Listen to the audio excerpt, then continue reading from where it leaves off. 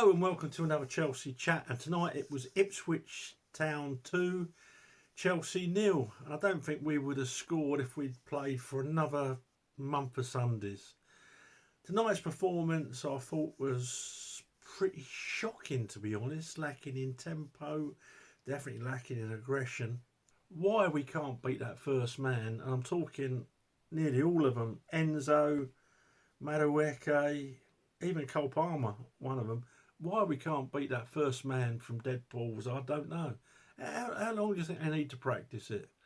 Because if you're practicing it during training, I've just lift it a bit more.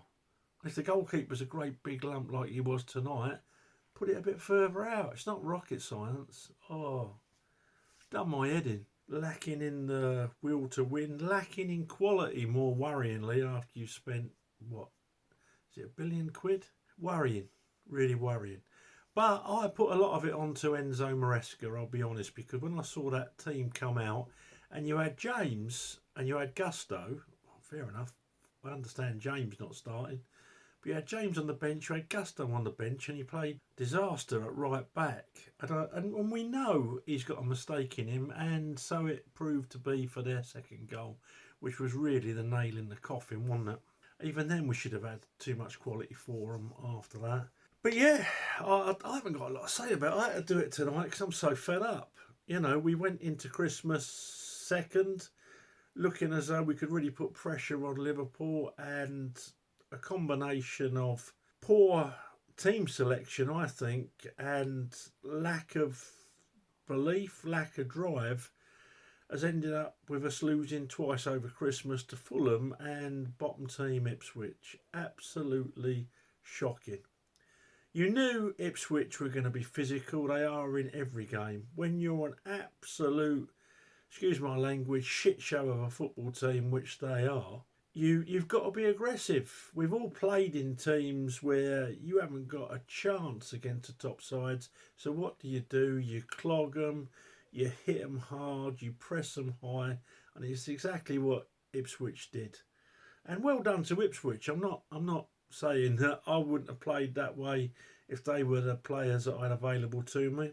Everyone's raving about Liam Delap, the penalty cheat, and I thought to myself, how has VAR looked at that penalty where, if Jorgensen touches him, I don't think there's any contact there. But if there is, it's absolutely minimal. And I was thinking to myself, how on earth has VAR not overruled that? Not called the referee over to the monitor? And then, of course, they showed the VAR room and Michael Oliver, and all was revealed. I knew exactly why the ref hadn't been called over. Absolutely shocking, just pure cheating. But if you're bottom of the league and you're absolutely pants, I guess if cheating's an option, that's what you've got to do. And talking of cheating, I was disgusted by loads of Chelsea players tonight going down, holding their faces, holding various parts of their body where they obviously hadn't been touched. I'll take Cole Palmer out of that because he got clobbered a couple of times, didn't overreact, and didn't even get a free kick. So maybe the overreaction is the way forward, but I don't like to see it. I really, really don't. A lot of things spoiled that game for me tonight, but certainly some of the Chelsea players play acting. Modern game, I guess, and I'm a dinosaur. But yeah, it was it was a pretty inept performance. I think a lot of players had their worst game of the season, and we got out bustled. We got roughed up, and do you think Maresca he would have done his own work and thought, you know, if you're going to come up against a really combative side, a really physical side full of big units, you don't pick João Felix, do you? Or is it me? Am I wrong? When I saw that side come out, and I just couldn't understand it. And Kunko, I know he's got to give him minutes to keep him happy, but he's not a centre forward. He's a 10. I keep saying it and I keep saying it. And if I can see it, and if most of you can see it because you tell me, why can't Maresca see it? But playing disaster at right, but I really, really don't know. Anyway, I did laugh though when, on two occasions when Felix scored and it was disallowed for offside. I reckon Mike Oliver should go to Specsavers if he couldn't work out that was out offside quicker than that.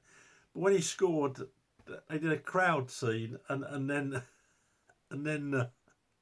right at the end when Colwell had holding his eye because someone had flicked him, I showed a crowd scene. It looked as though a lot of those supporters were the result of some sort of scientific inbreeding experiment, and they'd then been turned away from Weatherspoons because of their dress code. Some of them giving it large. I thought, oh my God. Oh, and you're on telly, poor buggers. So let's just run through this. Well done, Ipswich, as I say. They played to their strengths. They haven't got many strengths. They're definitely going to go down, but yeah. Jorgensen, I thought was pretty good tonight. He made 3 great saves, really, and 2 great saves and one decent save. Wasn't a fault at the goals. I thought he's an upgrade on Sanchez, to be honest, although Sanchez has played decent lately. I'm going to give Jorgensen a 7. I'm going to give Disasi a 5. Why he's at the football club, I'll never know.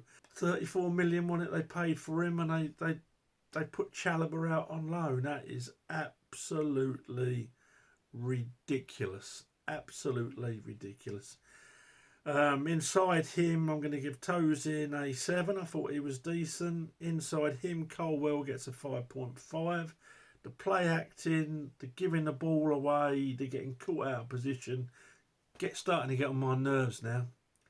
Cucurella had his worst game of the season tonight and he gets a 6. He was running around like a headless chicken. He was getting bullied off the ball. So were most of the other Chelsea players, but no, pretty poor tonight. Caicedo had his worst game of the season, I think. He gets a 6. Enzo next to him gets a 5.5.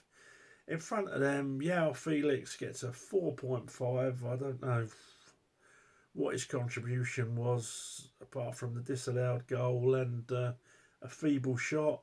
Pushed off the ball too easy. Just like watching a paper aeroplane in the wind, isn't it?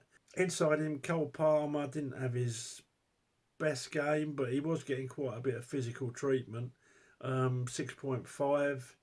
On the other side, Madueke, not his greatest game at all. Why is it? A couple of times he over run it and went out for a corner.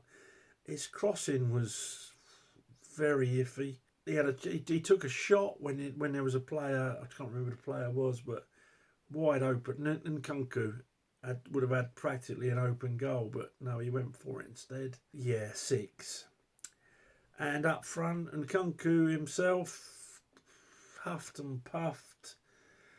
Comes too deep for a centre forward, but that's not his fault, and he gets a 6. I was calling out for Gusto after the first 10 minutes, way before disaster. Give that horror pass, trademark disaster, and let them in for their second. And I was calling out for Neto and Sancho. Why that weren't changed at half time, I will never know. Although, to be fair, after that second goal went in, they didn't have much effect on the game. So that's it. I'm not going to say any more because I am so fed up tonight. It's unbelievable. Maresca gets a 4 from me. I don't know. All this playing around with a side. You need the points on the board. You need to put your best team out there as often as possible. And you don't need to be putting Disasi in the side when you've got Gusto and James on the bench. I'm sorry. And Nkunku isn't a centre forward. I know Enzo don't watch these. Not many people do. But these are the things that are starting to really grate on me. It's not a disaster. Don't want Maresca out in the morning and all the other lunacy that no doubt will be on Twitter tonight. But it was very disappointing, and I think it started with the team selection. Let me know what you think. It's why I do these. And please throw the video a like and subscribe to the channel. Speak to you soon. Up Chelsea.